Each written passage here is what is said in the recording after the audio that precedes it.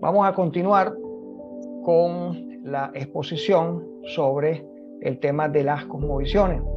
Vamos a pasar ahora, como les había comentado en la primera parte, este punto que vamos a tocar ahora nos va a ayudar a entender mejor el concepto de cosmovisión. Yo sé que muchos de ustedes en este grupo deben conocer estas cosas, y a lo mejor mucho mejor que yo, pero a nivel pedagógico, pues a mí me toca empezar de cero, considerando que de repente hay personas que primera vez en su vida que se topan con esto. Entonces vamos a empezar desde abajo, o mejor dicho, estamos empezando desde abajo. Entonces vamos a entender mejor el concepto de lo que es una cosmovisión con estos ejemplos que yo les voy a dar ahora. ¿Cómo funcionan las cosmovisiones? ¿Cómo funcionan las cosmovisiones? Las cosmovisiones funcionan de igual manera a como los seres humanos fuimos creados. Nosotros procesamos la información generada que viene de algún lugar, generalmente, ¿no? Es así. Hay información que viene de nuestra mente y se procesa a través de nuestra conciencia, pero hay otra información que viene del mundo exterior, a través de los estímulos que obtenemos de la creación. Ninguno de nosotros en realidad ve imágenes. Vamos a hablar del sentido de la vista. Ninguno de nosotros ve imágenes. Lo que vemos son ideas. Nosotros no vemos ni entendemos el mundo a través de los ojos, sino a través del cerebro. Vamos a ir con la siguiente imagen, que seguramente muchos ya la conocen, la habrán visto. Hagan un ejercicio visual con esta imagen y piensen sobre qué es lo que ustedes están observando en esta imagen. ¿Qué es lo que ustedes ven? Lo que vemos en esta imagen se conoce como figuras de contraste simultáneo. ¿Ahí qué hay? Ahí hay 4 flechas negras que van hacia el exterior del cuadro y hay 4 flechas blancas que van hacia el interior. Lo interesante aquí es que para poder percibir las flechas blancas, nosotros tenemos que quitar de nuestro esquema mental la percepción de las flechas negras. Y cuando concentramos la atención en las negras, perdemos la percepción de las flechas blancas, porque nuestro cerebro hace como una especie de switch de contraste simultáneo. El ojo está percibiendo toda la figura, eso es cierto, pero para poderla entender bien, el cerebro no necesita hacer como una especie de alternancia entre las imágenes de flechas negras y las de flechas blancas. Lo que debemos entender aquí, mis hermanos, se trata de un tema de diseño. Es un tema de diseño, de cómo es que nuestro cerebro está diseñado. En la percepción visual hay un orden, hay un diseño, de manera que esta percepción visual se condiciona, así como un switch o un interruptor en la selección de atención. En este ejercicio de contraste simultáneo, cuando nos concentramos en un aspecto del dibujo, el otro pasa al fondo como no percibido por nuestra atención, porque hay un orden, una regla de percepción visual entre el fondo y el contexto y el objeto de nuestra atención inmediata. Nosotros podemos alternar de uno a otro, pero la regla ya está establecida de cómo percibimos visualmente. Ya hay patrones cerebrales de grabación, de integración con los sentidos que funcionan de una manera automática. Y eso es lo que la ciencia ha descubierto. Todas estas cosas la ciencia las descubre, pero son cosas prácticas que nosotros experimentamos a diario y ni nos damos cuenta. ¿Por qué acudimos a este ejemplo tan interesante? Es para que entendamos que la cosmovisión que nosotros tenemos opera también de una manera automática en nuestro corazón. Si, por ejemplo, nosotros fuimos socializados o fuimos discipulados por una cultura que nos introdujo conceptos racistas, nosotros no vamos a reflexionar sobre el racismo. Nosotros vamos a actuar automáticamente en las situaciones de la vida desde una perspectiva racista, porque es un patrón. es como una programación que ya está allí, al igual que como sucede con las percepciones visuales. Muchos en el día de hoy, voy a poner otro ejemplo, no ven el aborto como algo abominable, ya que sus mentes han sido estructuradas con la idea de que el ser humano es un producto de la evolución, que no tiene tanto valor y por tal motivo puede ser comparado con un animal, solo que más evolucionado. Ustedes se saben bien ese cuento del evolucionismo. Bueno, ese primer ejemplo está bien. Vamos ahora con otro. Otro ejemplo, otra imagen. En este otro esquema, la mayoría usualmente describe la figura principal que ven como un triángulo. ¿Qué ve usted allí, hermano? Yo veo un triángulo, sin lugar a dudas.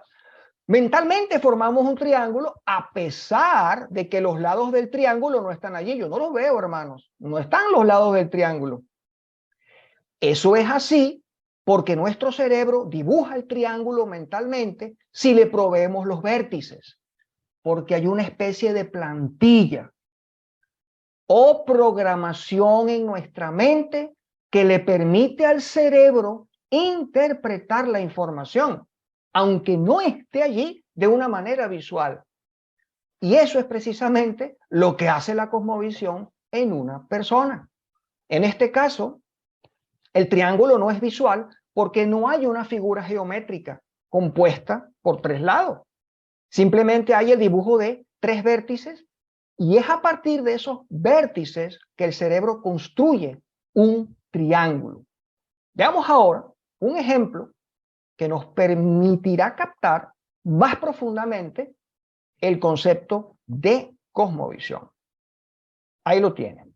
Fíjense bien ese objeto. Es una figura de características muy extrañas, si nos ponemos a analizar bien lo que hay allí. Y este es un caso en el cual se engaña a nuestro cerebro a través de la percepción del ojo. Es decir, la figura que usted está viendo allí y que el ojo transmite sugiere un objeto de tres dimensiones. ¿Verdad que sí, no? Oye, eso parece algo de tres dimensiones, pero en realidad es una figura de dos dimensiones y que no puede existir en tres dimensiones. No puede. No se puede construir ese objeto porque es un dibujo en dos dimensiones. No tiene largo, ancho ni profundidad, pero la forma de la perspectiva, como la que está, sugiere al esquema del cerebro de que se trata de un objeto tridimensional, pero no lo es, no lo es. Son ilusiones ópticas. Produce una especie de manipulación o engaño en nuestro cerebro, sugiriendo a simple vista de que es un objeto tridimensional.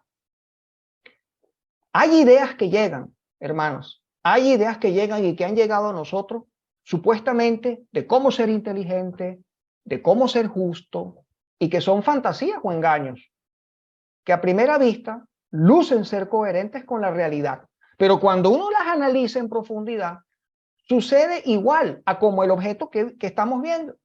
Aquí lo que hay entonces es una incoherencia entre la percepción visual y el contenido de la idea en el cerebro.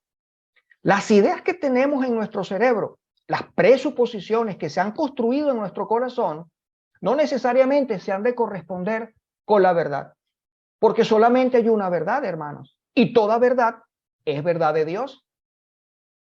Si se me educa y se me enseña con la idea de que el ser humano es un animal evolucionado, que venimos del mono, y no se nos enseña que somos seres creados por Dios a su imagen y semejanza, eso me lleva a ver al ser humano, o sea, a mí, a verme a mí y a las demás personas de manera distorsionada.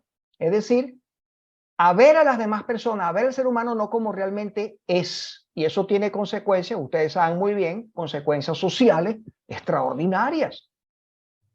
Esta idea equivocada es la que ha originado a nivel, bueno, básicamente del siglo XX, tantas guerras, torturas, delincuencia, sistemas totalitarios, aborto legalizado, tráfico humano, etcétera, etcétera. Ahora vamos con otro texto, otra imagen, otro ejemplo. Y es un texto. Traten de leer el siguiente texto. traten de leerlo.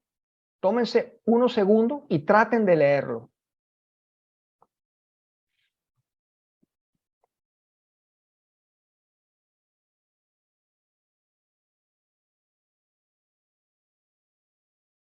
La mayoría ha podido descifrar lo que está ahí escrito, pero en realidad nadie lo ha leído exacto como está escrito, ¿verdad que no? Aunque las palabras sí tienen cierta alteración en el orden de las letras, pueden transmitir la idea principal. Lo pueden hacer.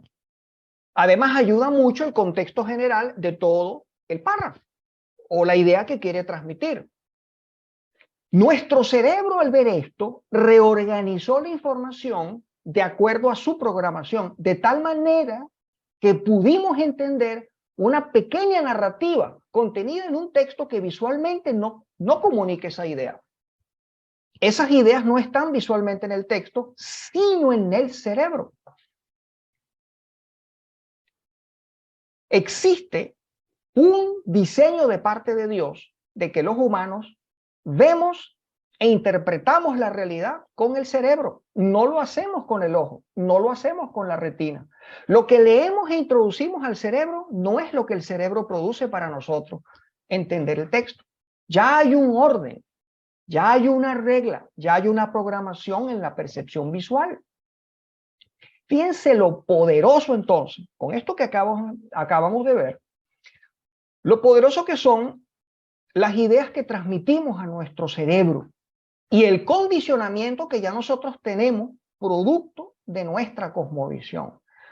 Hay una programación entre el contenido del corazón y el contenido de nuestra mente, de nuestros afectos y de nuestras voluntades. Hay una programación que el corazón nuestro, que nuestra cosmovisión va a controlar. Y son subliminales, son implícitas. Actúan sin que nosotros lo sepamos. Automáticamente procesan, como procesa el cerebro, las informaciones visuales. En el caso del corazón, Dios nos ha dado la capacidad de la conciencia, de examinar ese patrón. Pero es un patrón que está allí y por eso nosotros vemos en Romanos capítulo 6 que Pablo puede hablar del pecado que mora en nuestros miembros, lo cual es una estructura resultante de lo que está en nuestro corazón. Un asentimiento intelectual, es decir, una idea que viene y nosotros la creemos, la entendemos y la creemos, un asentimiento intelectual no tiene la capacidad de erradicar hábitos profundos a nivel del corazón.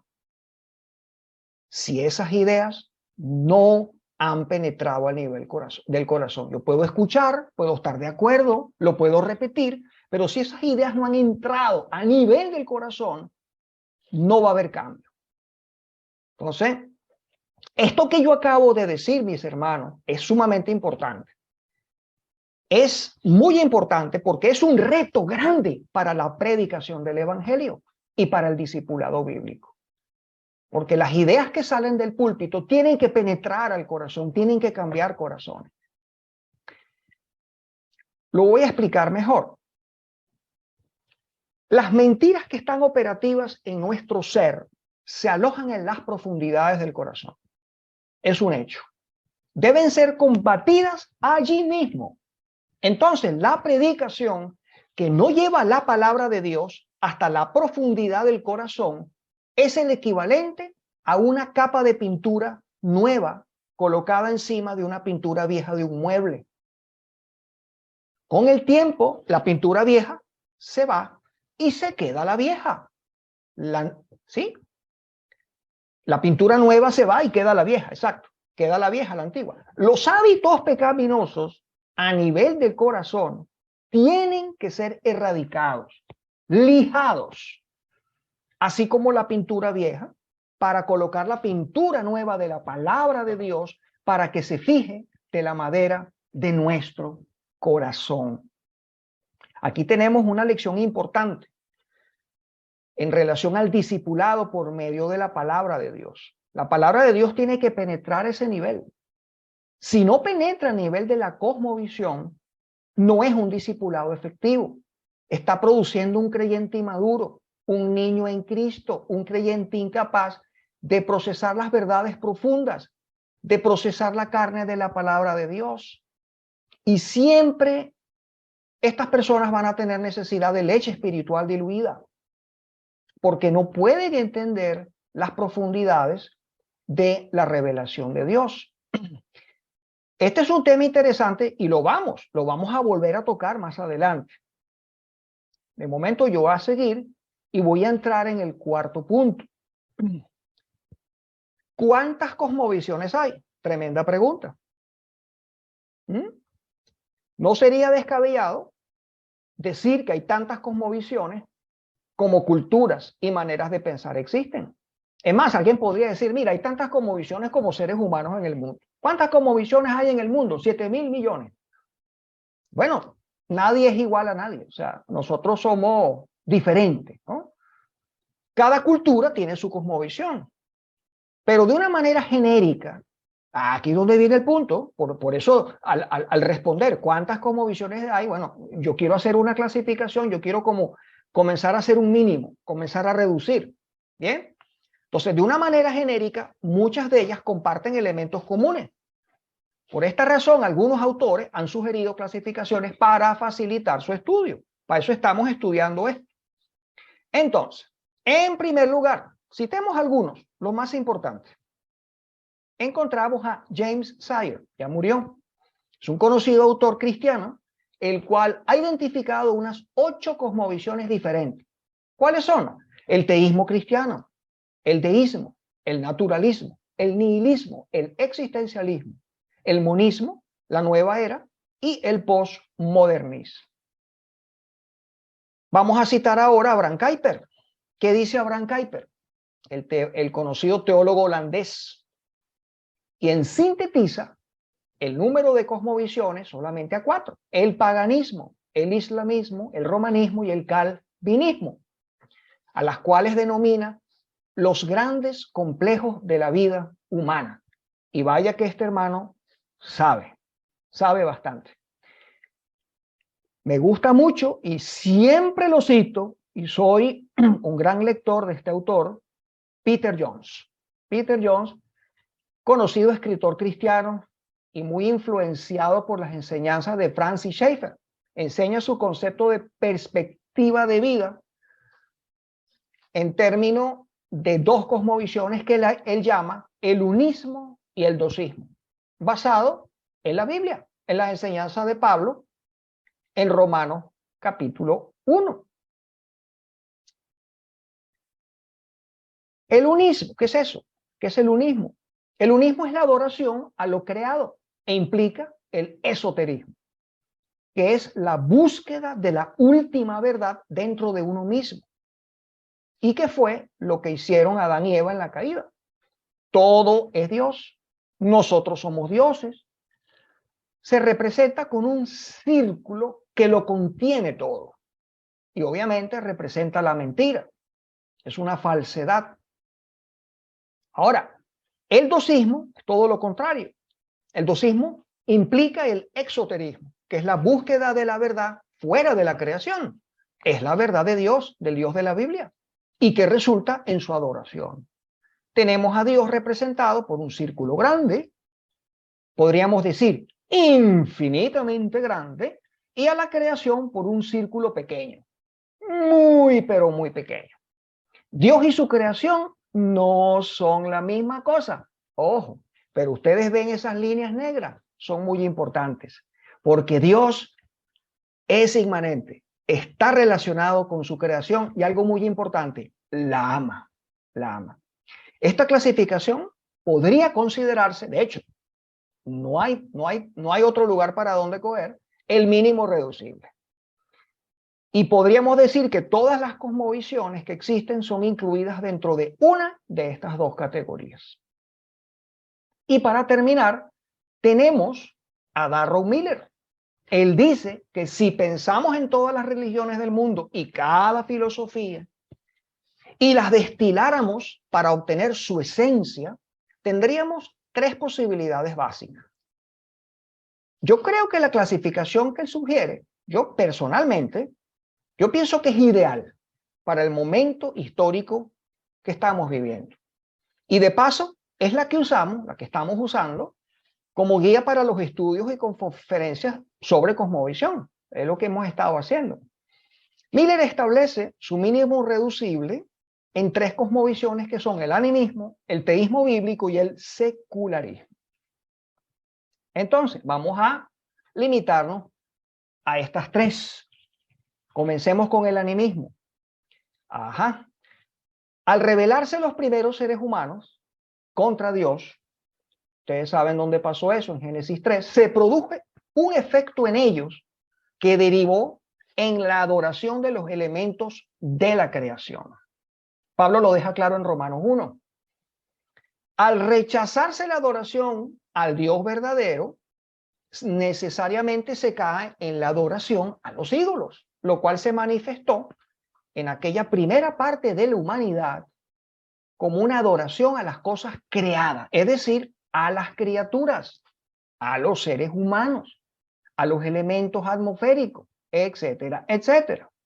Esto es precisamente lo que Pablo señala en Romanos 1 y que todas las culturas manifiestan con una tendencia animista, es decir, a asignar en los elementos físicos y humanos de la creación una participación de entidades espirituales superiores a los humanos. En pocas palabras, el animismo apunta a la existencia y a la hegemonía de elementos creacionales a los cuales se les asignan poderes sobrenaturales.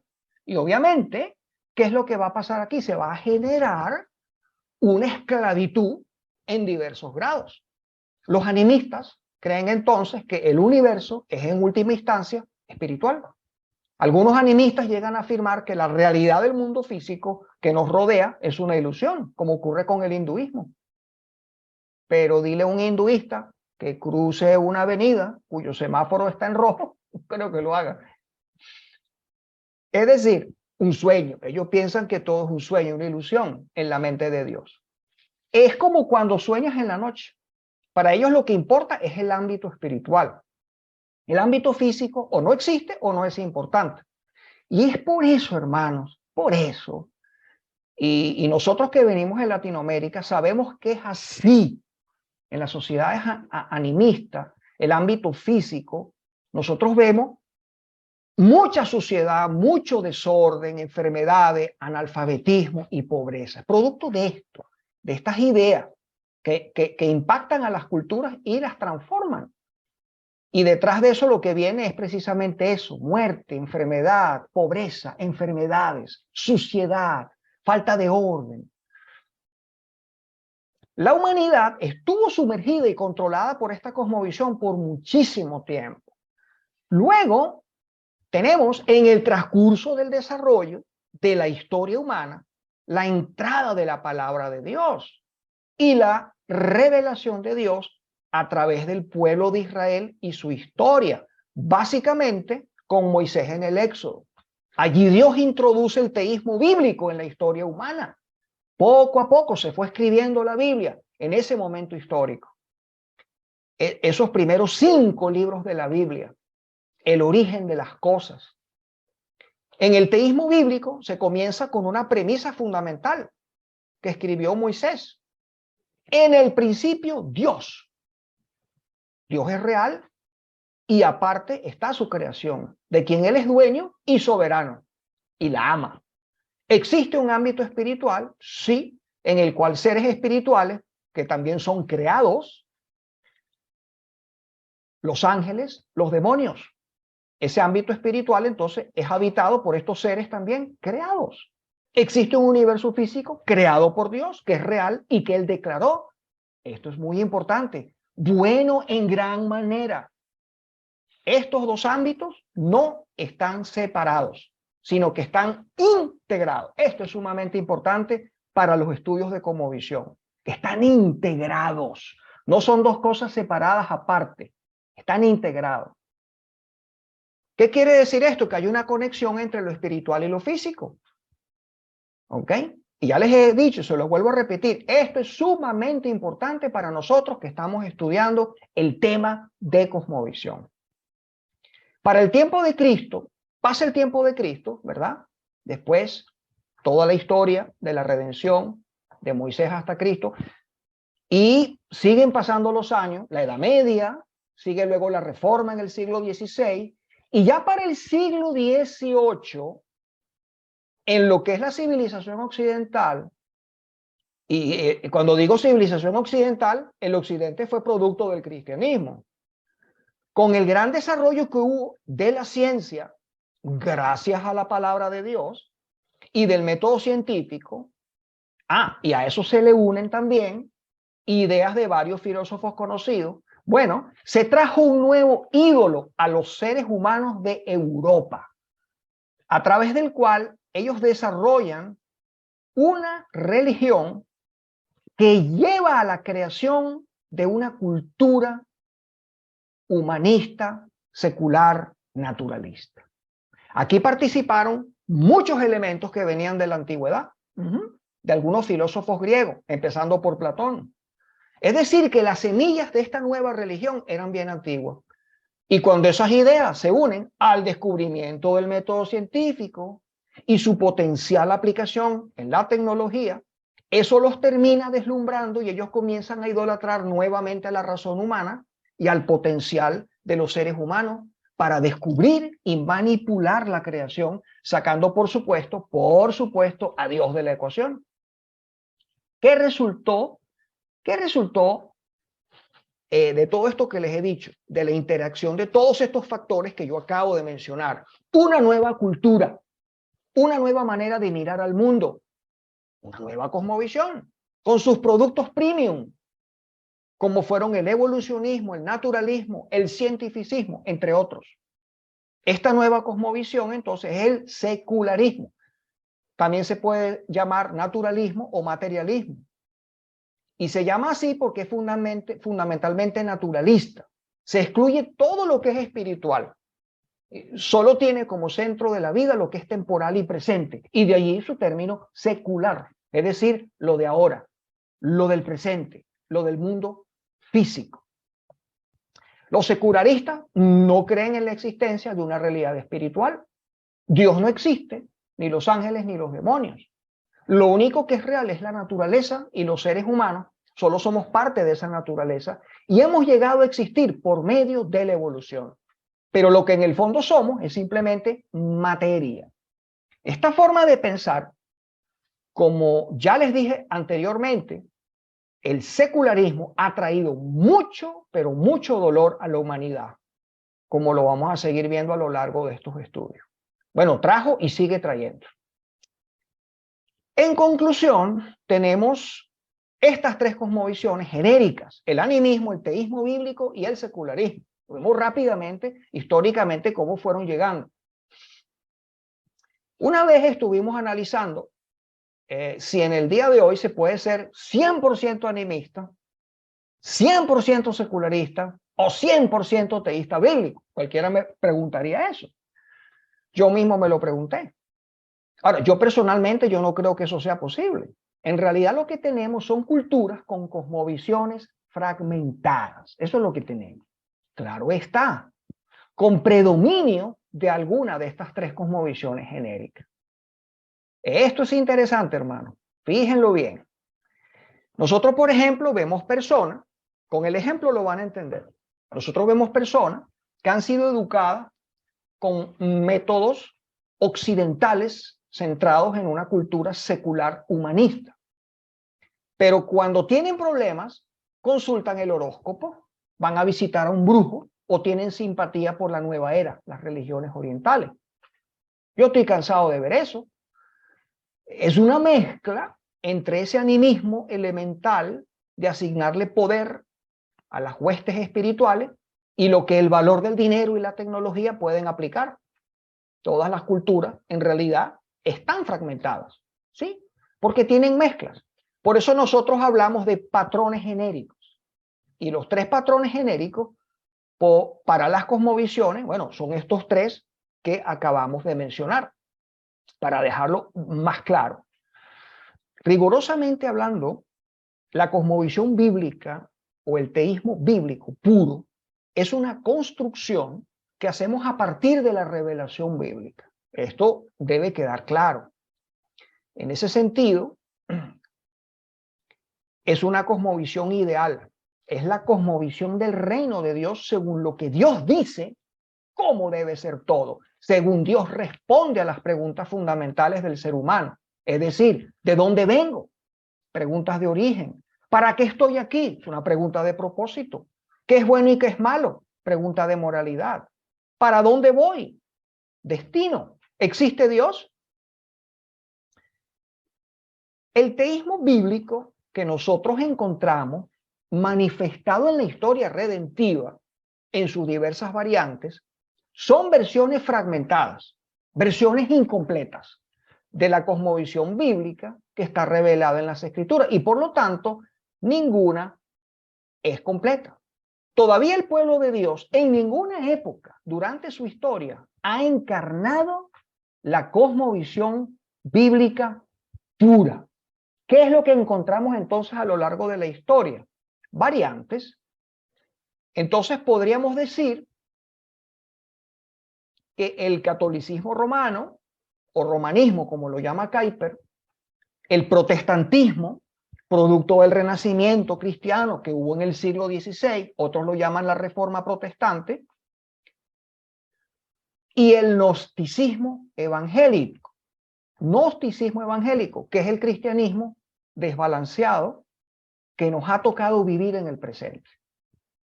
Todas estas son variantes de la cosmovisión bíblica con diferentes grados de pureza y de fidelidad. En su versión católico-romana, a pesar de ser un tipo de teísmo bíblico, esta cosmovisión bíblica fragmentada tiene su principio fundamental como principio fundamental a la iglesia institucional. Estoy hablando un poquito de la cosmovisión católica, que es teísmo bíblico también. Entonces, su principio fundamental es la iglesia institucional, identificada, fíjense ustedes, ellos identifican a la iglesia católica, a la iglesia institucional, como el reino de Dios en la tierra. Según esta, es la iglesia quien imparte la salvación a través de los sacramentos y por lo tanto todos los poderes temporales deben estar bajo el dominio de la iglesia. Esta confusión entre los conceptos de iglesia y reino de Dios, escuchen lo que acabo de decir, confusión entre los conceptos de iglesia y reino de Dios. Préndase un bombillito por allí. No es que solo pertenezca a la teología católica y sea ajena al mundo protestante, no. Más bien hay cierta confusión y en diversos grados en nuestra iglesia evangélica en relación a esta confusión de estos dos conceptos. Y para eso vamos a tener una sesión donde lo vamos a explicar muy bien. No estar claros en lo que la Biblia enseña sobre estos dos conceptos va a ser de gran influencia en la cosmovisión bíblica que tendrá cada creyente y va a afectar su vida práctica. Y es por eso que se van a abordar de una manera particular más adelante. Vamos a tener una sesión donde vamos a hablar del reino de Dios y vamos a hablar del propósito y misión de la iglesia. Por otro lado, debemos entender que tanto el humanismo secular y el animismo son desviaciones en dos direcciones diferentes, opuestas a la cosmovisión de Dios. Aquella que verdaderamente describe la realidad como realmente es, la cosmovisión desde la cual exclusivamente se puede construir una cultura del reino de Dios, que ennoblece y exalta la vida a los seres humanos y trae la salvación del reino de Dios a los individuos que la adoptan y conocen y conceden la verdad a ella. Los que se rebelan contra ella permanecen presas de sus cosmovisiones y creencias que sus culturas le dieron y por lo tanto al final de los tiempos esas decisiones sobre la verdad o la mentira no van a tener consecuencias eternas. Bueno, nuestro quinto punto tiene que ver con el tema de la cosmovisión dentro del mundo cristiano. De manera que no es que esto sea algo nuevo de lo cual se esté hablando recientemente. A mí muchos me han dicho, no me hables de cosmovisión, estoy obstinado a hablar de eso. Háblame de la Biblia. Háblame del Señor Jesús, no me hables de cosmovisión. ¿Ok? Entonces, yo quiero dejar eso claro ahora con el siguiente punto. La cosmovisión en el mundo cristiano. Veamos primeramente el origen de la palabra cosmovisión. Fue el filósofo alemán Immanuel Kant quien acuñó en 1790 el término alemán Weltanschauung para el concepto de lo que es la perspectiva de la vida, es decir, cosmovisión.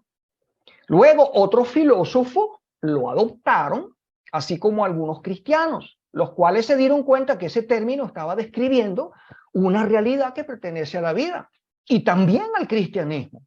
La palabra cosmovisión es la que se usa en castellano para referirse a este concepto y worldview en inglés. Quizás muchos cuestionen o tengan dudas sobre el concepto de cosmovisión y cómo actualmente se está utilizando para hablar o definir la vida cristiana.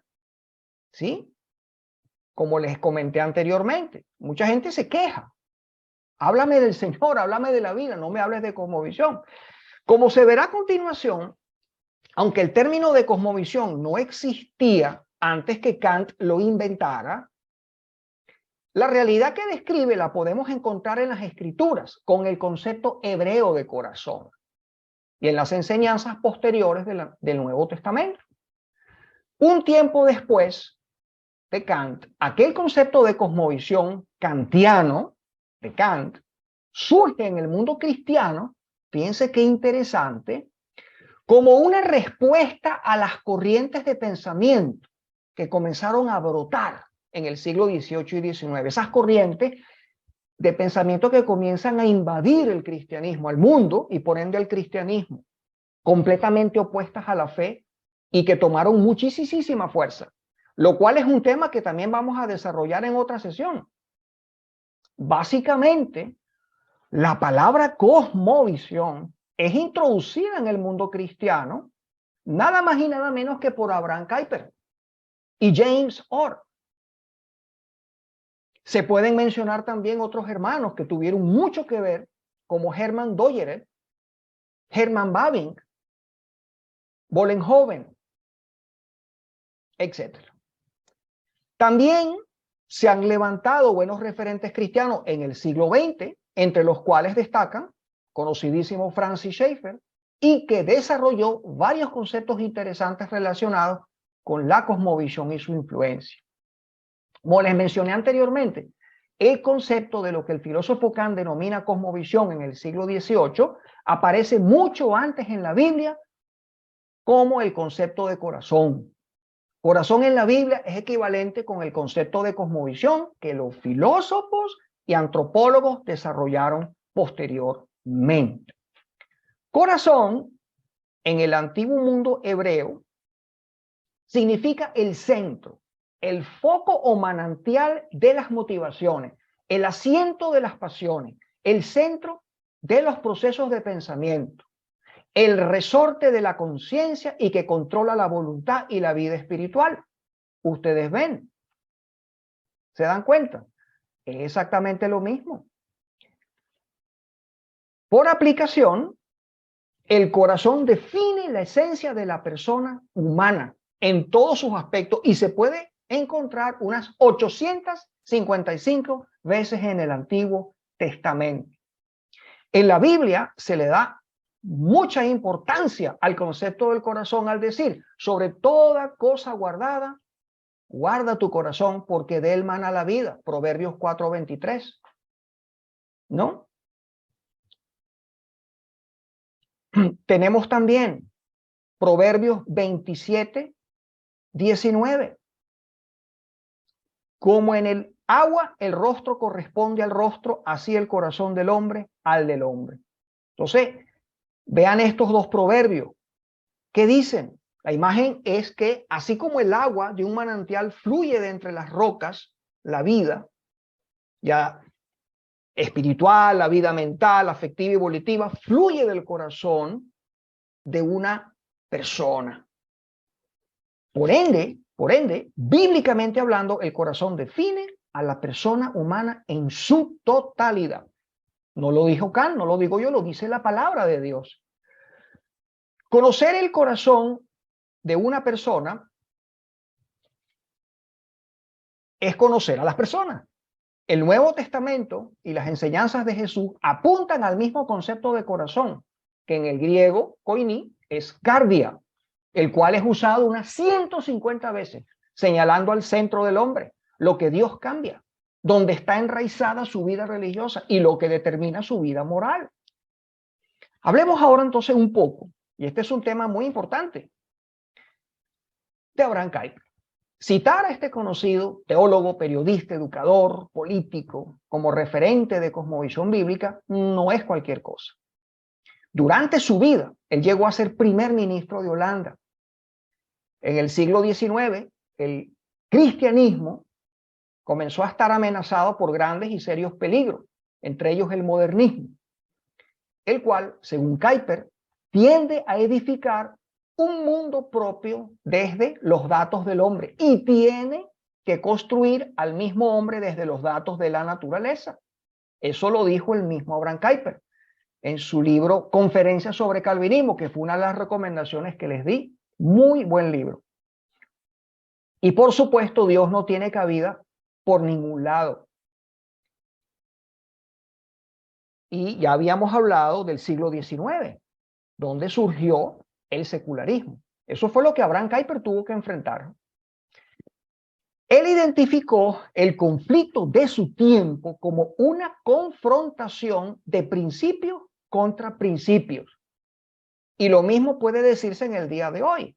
Y nosotros podíamos parafrasear esto y decir una confrontación de cosmovisión contra cosmovisiones.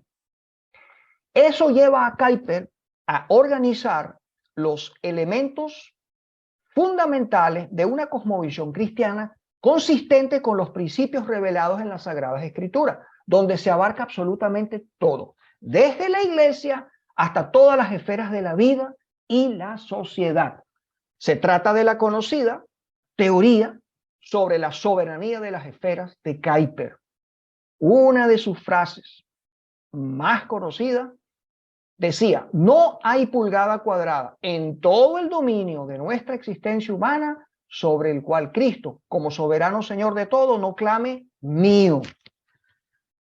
Kuyper dijo que el principio dominante de la verdad cristiana no es soteriológico, sino cosmológico, apuntando a la soberanía de Dios, del Dios triuno, sobre el cosmos entero, en todas sus esferas y reinos, tanto visibles como invisibles. Estos teólogos holandeses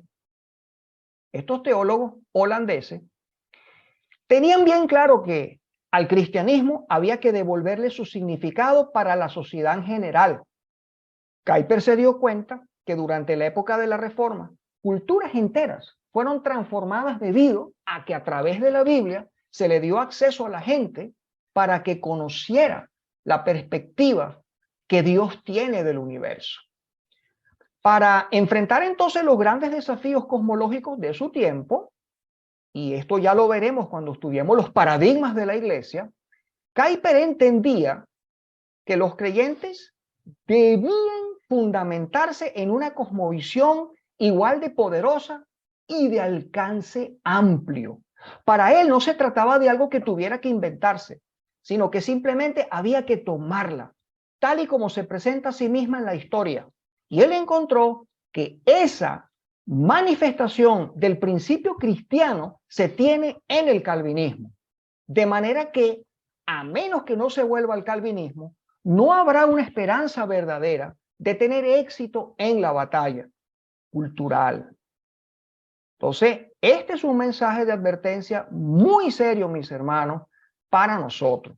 Hablamos ahora brevemente de James Orr, otro teólogo contemporáneo con Kuyper, quien entendió la importancia de que los creyentes estuvieran equipados para poder responder de manera lógica, coherente y racional la realidad que les rodea. Ustedes acaban de escuchar lo que yo dije. La importancia de que tú y yo, mi hermano, en pleno siglo XXI, estemos capacitados, equipados para responder de manera, escuchen, lógica, coherente y racional la realidad que nos rodea. Y sobre todo, en aquel entonces, bueno, los problemas eran los embates del modernismo y del darwinismo, la batalla de ideas que estaba surgiendo en el siglo XIX. Es el problema de ellos. Nosotros tenemos otros problemas ahora. Su mayor contribución fue mostrar que la fe cristiana es un sistema de creencias, valores, conceptos cristocéntricos, autojustificables de la verdad bíblica, caracterizado por una integridad interna, racional, coherente, empírica y con poder existencial. Fíjense bien lo que le preocupaba a este hermano, a James Orr. Los creyentes deben estar equipados para responder, fíjate que lo estoy volviendo a repetir, de manera lógica, coherente y racional la realidad que los rodea. No solo equipados para ir al cielo, o para cantar bien en la iglesia, o para servir bien el domingo. Cada época ha venido con sus problemas específicos, pero nosotros tenemos que entender que nuestro cristianismo no es solamente el pasaporte para el cielo y contar con las bendiciones de Dios cada día.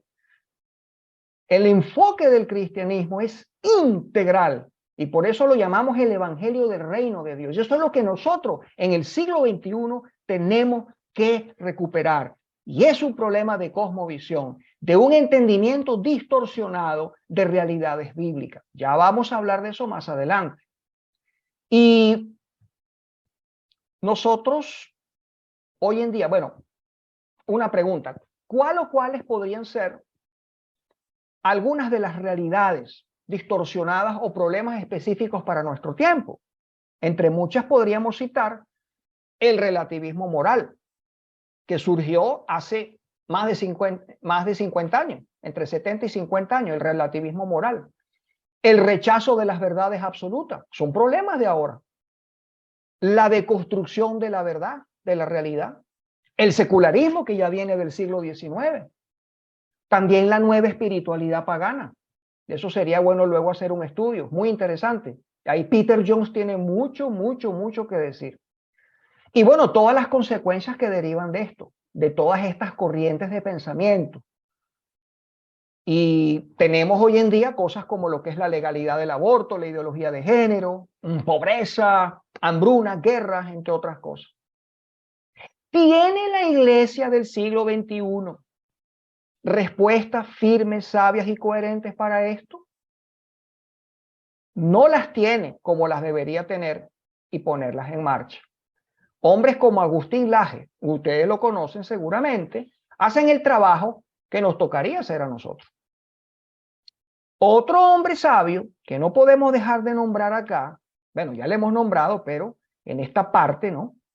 Es Francis Schaeffer. Este conocido teólogo y filósofo cristiano entró en escena cuando un nuevo enemigo estaba surgiendo en el escenario existencial humano y que fue el relativismo, ya lo acabo de decir, donde no hay verdades ni valores absolutos, porque todo va a depender del punto de vista de cada quien. Es decir, cada quien tiene su propia verdad.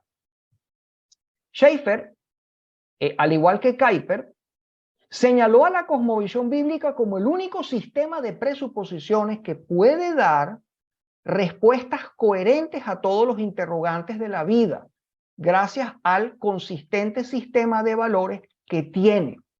Fíjense que él lo llama la cosmovisión bíblica. Fíjense que él no está diciendo el cristianismo, él habla más bien de cosmovisión bíblica, o sea, un cristianismo bien fundamentado, bien coherente, porque tiene una cosmovisión bíblica bien fundamentada y bien coherente. Y eso es lo que nosotros tenemos que perseguir.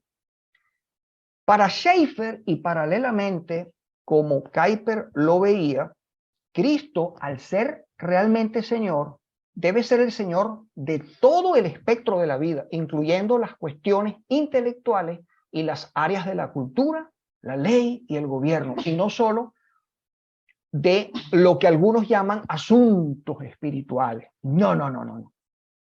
Todo el espectro de la vida. En 1981 dijo que el cristianismo no consta de una serie de verdades en plural, sino más bien es la verdad acerca de la realidad total, no solo por lo que toca a asuntos de religión, es verdad concerniente a la realidad total, la posesión intelectual de la verdad total y además una vida a la luz de esa verdad. Podríamos extendernos mucho más sobre lo que hizo o comenzó a hacer Schaeffer. Más adelante lo voy a volver a citar. Vamos ahora a un sexto punto en esta conferencia y que se trata de lo que es algo lógico, algo que no puede haber la menor duda que esté ocurriendo y que siempre ha ocurrido, y es la lucha de cosmovisiones. Siempre han existido varias cosmovisiones compitiendo por las mentes de los hombres. Pero lo cierto es que cada cultura, cada etnia, cada nación tiene una cosmovisión subyacente, consciente o inconscientemente. Por la misma naturaleza religiosa que tienen las cosmovisiones, la cosmovisión bíblica y todas las demás no pueden vivir pacíficamente, ya que entre ellas se produce un roce, se produce un choque llamado antítesis. Y en nuestro caso, la cosmovisión bíblica es la antítesis de todas las demás. Recordemos que después de la caída hubo una declaración de guerra entre la verdad y la mentira en el conocido primer evangelio, Génesis 3:15. Es decir, una guerra entre dos simientes, la simiente de Dios y la de la serpiente. El reino de Dios tiene su propia cosmovisión y por lo tanto reta a todas las demás y exige que se adapte la cultura de cada nación a la cultura del reino de Dios. Y eso es lo que quiere decir el discipulado de las naciones de la gran comisión de Mateo 28, como lo podremos ver más adelante.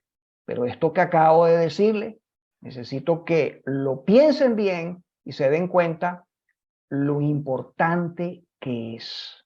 Nosotros tenemos una cosmovisión y somos parte de un reino, es un orden social contrarrevolucionario, que no usa balas, que no usa granadas, que no usa bombas. No, usa misericordia, paciencia, palabras y amor. Pero que cuenta con el respaldo de Jesucristo. La cosmovisión bíblica es diferente a las demás y es exclusiva. Tanto el humanismo secular como el animismo presentan la perspectiva de la realidad en direcciones diferentes a la verdad que nos dan las escrituras. Por lo tanto, y como ya lo dijimos en otro punto, solo desde la perspectiva del teísmo bíblico, de la cosmovisión bíblica, se puede construir una cultura del reino de Dios que ennoblece, que exalta la vida de los seres humanos y trae salvación o trae la salvación del reino de Dios a los individuos que la adoptan y conceden la verdad a ella.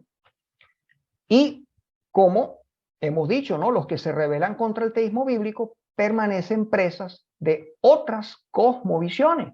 Y toda cosmovisión diferente de la bíblica se va a caracterizar ¿por qué? Bueno, por la idolatría, la esclavitud a los ídolos y la rebelión contra Dios, contra su realidad, contra su palabra y su soberanía sobre todo el aspecto de la vida humana. Las cosmovisiones sobre las cuales se fundamentan las diferentes culturas son todas idolátricas. Toda cosmovisión tiene un punto de partida religioso metafísico. Unas idolatran el aspecto espiritual de la creación y otras al aspecto material o al aspecto humano. La única equilibrada e integral es el teísmo bíblico, pero quiero que pongan atención aquí, porque dentro del mundo evangélico cristiano hay un desequilibrio, porque se le está dando más importancia a ciertas cosas y a otras cosas no se le está dando la importancia que Cristo quiere que se le dé. Y eso lo vamos a ver cuando ya estudiemos más profundamente en la gran enfermedad de la iglesia, que es el dualismo, el gnosticismo evangélico. En medio de la gran diversidad que vaya que lo hay, de maneras de pensar dirigidas por cosmovisiones antagonistas a la revelación bíblica. Y bueno, hemos estudiado que genéricamente en este caso serían dos: secularismo y animismo, con todas sus variantes. Alguien podría preguntar sobre cuáles serían los criterios para juzgar una cosmovisión sobre otra. Nosotros, a nivel de iglesia y en el contexto del discipulado de las naciones, necesitamos poner sobre la mesa todas las perspectivas de vida o cosmovisiones que tengamos por delante y ejercer un justo juicio sobre ellas. No obstante, ustedes saben muy bien que en medio del pluralismo liberal que hay en este tiempo, en nuestra sociedad, esto realmente es peligroso, pero nosotros tenemos que conocer otras cosmovisiones. Y sobre todo, cuando vamos a irnos a otras latitudes o en nuestro mismo país donde nosotros estemos, nosotros posiblemente pues lo que nos va a tocar es compartir con personas del mundo secular. Pero tenemos que conocer el secularismo, porque ni siquiera, muchas veces ni lo conocemos a profundidad. Dos buenos autores, que ahí les recomendé el libro y es muy bueno ese libro, Brian Walsh y Richard Middleton, apuntan a tres criterios por los cuales una cosmovisión debería ser juzgada, los cuales son la realidad, la coherencia interna y la apertura. Estamos hablando aquí de todas las cosmovisiones, ¿ok? En cuanto a la realidad, ¿qué quiere decir eso? Bueno, se refiere al hecho de que una cosmovisión en particular cumpla con su propósito de darle a su adherente una visión integral, clara y satisfactoria de toda la vida. Bueno, sí, tú puedes sentarte a hablar con personas de muchas religiones, de creencias. Yo he hablado con mucha gente de la nueva era y ellos están en paz y amor todo el tiempo, ellos están satisfechos en lo que están creyendo. Lo que pasa es que cuando viene un momento de crisis, entonces hay preguntas sin respuestas, ¿ok? Pero muchos se sienten satisfechos y muchas cosmovisiones responden a muchas de las interrogantes, pero óigase bien, con mentiras, con mentiras. En cuanto a la coherencia interna, las cosmovisiones pueden ser coherentes o incoherentes. El ser humano ha sido diseñado por Dios para la integridad y coherencia entre su vida interna y la externa. Esto es en realidad una gran necesidad del corazón humano. Solamente la cosmovisión bíblica es completamente coherente. Las demás son incoherentes. Ahora bien, debemos tener cuidado con eso, ya que en el teísmo bíblico se puede llegar a ciertos grados de incoherencia. Y escuchen bien esto, por favor. En el teísmo bíblico se puede llegar a ciertos grados de incoherencia y eso es una realidad. Cuando nosotros analizamos el cristianismo contemporáneo y su eminente carácter dualista. Es interesante observar que muchos adherentes son incoherentes con su cosmovisión. Veamos un ejemplo sencillo. En general, los incrédulos dicen de que no hay Dios, pero por otro lado creen que matar o robar es malo. Ellos terminan plagiando de cosmovisiones con valores absolutos en la ética. Y eso se da mucho en el día de hoy. El tercer punto criterio para juzgar una cosmovisión es la apertura, la cual tiene que ver con si esa perspectiva de vida trae vida o muerte, si trae bendición o maldición. Si nos enfocamos en las cosmovisiones animistas, ¿verdad? Y pensamos en el ejemplo que les di de la India, o vemos, por ejemplo, las cosmovisiones animistas latinoamericanas, ¿qué vamos a ver nosotros ahí si nos sentamos a hablar de ellas? Bueno, nosotros vamos a llegar a una conclusión común. Traen pobreza, traen delincuencia, traen inseguridad social, subdesarrollo y muchas cosas más. En medio de un mundo caído y que Dios está recuperando por medio de Jesucristo, nuestra tarea como iglesia no puede ser escapista, hermanos, solo esperando que Cristo venga, el rapto secreto, la gran tribulación. La iglesia existe en este mundo para estar a la defensiva y siempre Nos han dicho que es perdón, la iglesia tiene que estar a la ofensiva, perdón. Nos han enseñado que nosotros tenemos que estar a la defensiva, arrinconaditos ahí tratando de aguantar hasta que Cristo venga. No, hermano.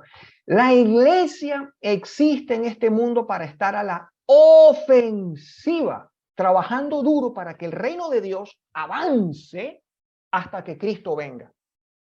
Nosotros no vamos a consumar el reino, lo va a consumar Cristo. Y mientras tanto, ¿qué hacemos nosotros? ¿Sí? Él lo va a terminar de establecer para toda la eternidad, pero en el ínterin a nosotros nos toca irlo avanzando.